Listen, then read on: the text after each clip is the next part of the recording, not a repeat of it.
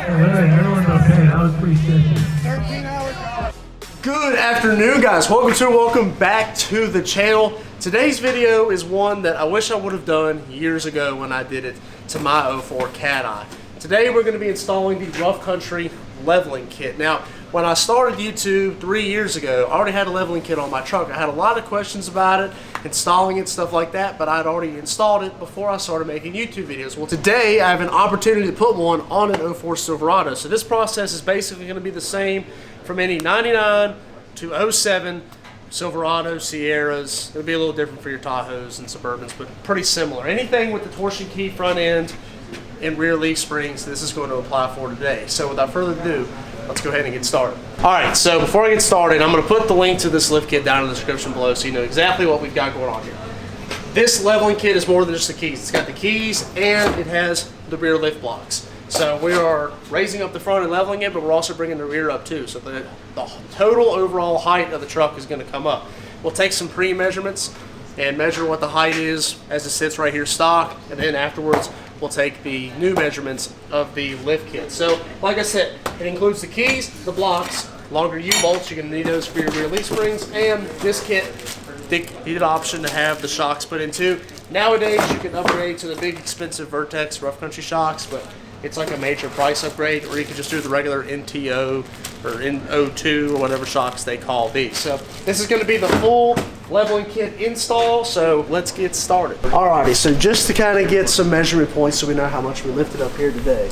The rear, we're going to measure up to the center of the fender well. Looks to be about 38, looks to be about right at 38 inches from ground up to the center of the wheel well. So 38 inches in the back, just under 36 inches in the front. So right at 3 feet up in the front. So I would imagine we're going to be several inches in the front, maybe an inch to 2 inch in the rear. So let's get the truck jacked up. I'll show you guys first step. Alright guys, so what we're going to take out first is these torsion keys. So you get the bolt here and the bolt here. We're going to take those bolts all the way out. And the key is going to rest here on like the stop or the keyway. And then you have to have the torsion key removal tool, which I actually own one. And we'll use that to lift the key back up to get this out. So like I said, we're going to pull these two bolts out first. Then you're going to put your torsion key removal tool, and I'll show you that in a second. And then we'll be able to pull these out and then drop the keys all the way out and take the load off of them.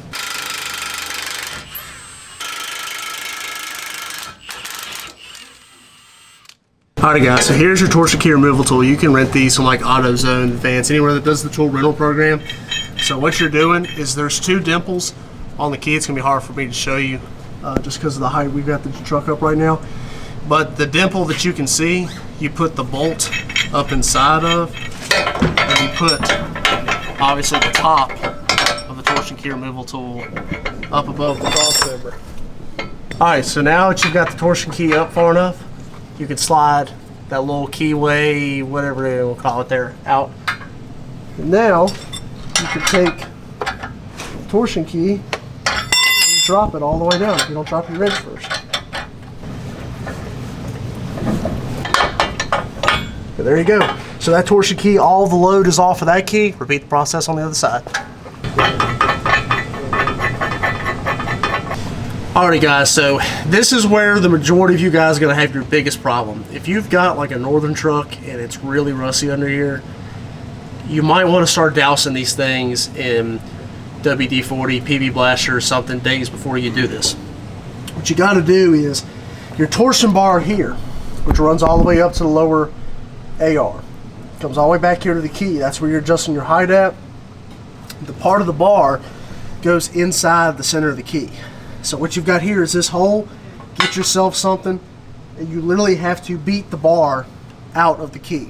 So you can see what I mean by if it's really rusty under here, this could get really hard. So, you know, sometimes I've had them where they come out easy. Sometimes we literally beat on them and beat it on them for what seemed like forever before we finally got them to bust loose. So be patient with it. Just understand, and like I said, it would help if you'd spray some PB Blaster, WD-40 or whatever on them.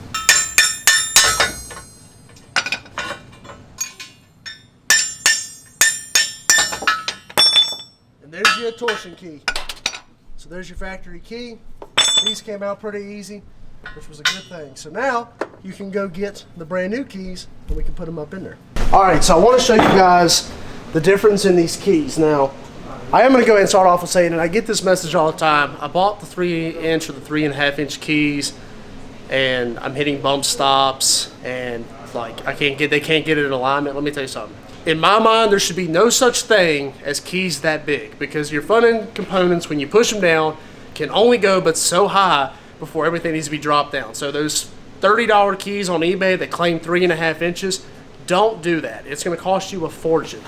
Now, rough country, this is about as big of a key as you want to go with. So if you take the way that it's going to be sitting in there, so that if you line it up with the stock key, you actually end up with the key further down.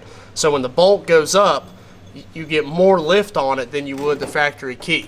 So they've made the key different, and that's how you're getting the lift, because the key actually is made further down. So that way, when you start tightening the bolts, you end up with more total lift than you possibly can with the factory key. So let me slide these back up in there and just repeat the process like you did for when you took these out. You put them up, it's gonna be kind of tough for you. See under there? You put them up in there, slide the bar back in it, use your tool, and there's that nipple I was talking about. Use your tool, put pressure on the torsion bar, put that little keyway back in it, then put your bolts in, then you'll be ready to go. Alrighty, so make sure that your bolts on each side are the same length. Get your tape measure how much is hanging down. Return them back to how they were from the factory is basically your best bet to go off of. You can crank them all the way if you want. If you do that, like I said, it puts a lot more stress up on the front. So start out by just putting it back to where it was on the factory and seeing if you're happy with it. If you're not, if you want a little bit more front height, you can tighten them up if you want to. But like I said, you also put a little bit more stress up on those front components. But the front is pretty much done. Let's drop it down and see how much we gain. Alright guys, so remember we were right at 36 when we first did it. We are right at 38 now. And that's with the keys put right back where they were when I pulled them out from the factory. So if you see here, the front sits just a little bit higher than the rear. So we'll go ahead, should have, because it's four-wheel drive, it should have a 1-inch block in the back, and we're going to go up to that 2.5-inch block. So it might bring the rear up just a little bit higher than the front, kind of return a little bit of that factory truck rake. If you like this look, you can leave just the keys in, or like I said, when you put the bigger block in the rear, which you're going to see, and the rear sits up higher, if you want it to be perfectly level, you can take the bolt up and match the front with the rear. So let's pull the rear blocks out of this thing and put the rear lift in. Alrighty guys, so I'll show you here what we're getting ready to do. So you've got your 2 U-bolts, you've got 4 nuts underneath you got to take off. So one side at a time, I recommend doing it, because if you don't do that and you completely unbolt the axle, you could have it going forward or back, more than likely forward. Might be a little tough for you to get it back center. So start on one side. Your four-wheel drive trucks are going to have a 1-inch block in here, or 1.5-inch block. Actually, that looks more closer back to a 2. So we're going up to like the 3-inch. So we're going to bring the rear up at least 1 inch higher than it was from the factory. So this can be easy, this can be hard. It just kind of depends on where you're doing it. It's a lot easier on a lift than it is on the ground. But we'll make do. But like I said, I think from my experience in doing it, the best thing to do is try to do it one side at a time, so that way you don't end up with it being off center.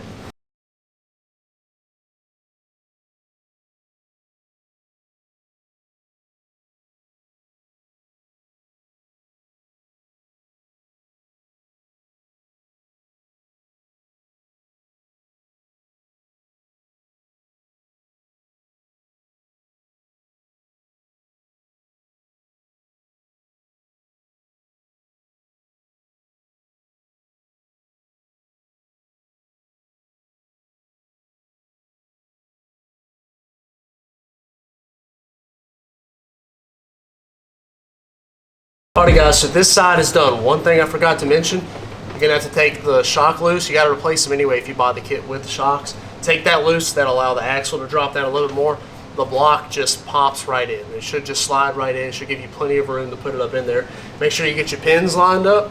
Once you get your pins lined up, they give you brand new U-bolts, brand new nuts and washers. So it's all brand new. You can bolt it right back down. And this side is ready to go minus the shock. So I'm going to go over to the other side, repeat the process, take the shock off, take your U-bolts loose, drop it down, put your new block in, go back up with it, and once I get that done, we'll get to putting the new shocks in it. Alrighty guys, so the rear is completely done on this truck aside from throwing the tires back on. I'll show you what we got going on. So, you got your new block in here. Here's your stock block. And then we've got the new block in here.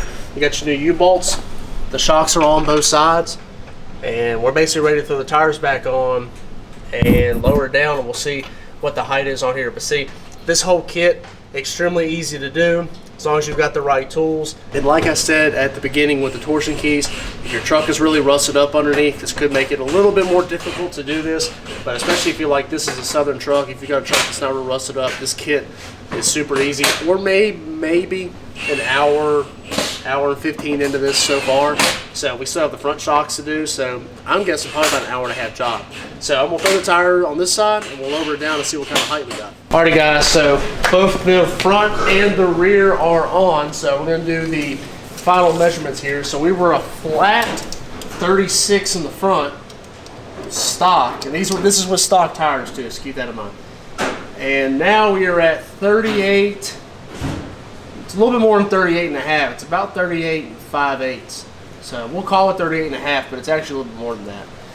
So basically 38 and a half in the front, and in the rear, which we were 38 from the beginning, we are now 39, a little over 39 and a quarter. So we went up 1.25 inches in the rear and 2.5 inches in the front, which is basically what they advertise the 2.5 inch lift to be. So what it says, 2.5 inch lift. So that's what you got in the front, and then if you do basically actual bottom of the cab to the ground, you end up with about 18 3/4 from the front, and then the rear about 18 3/4. So it's about the same all the way across.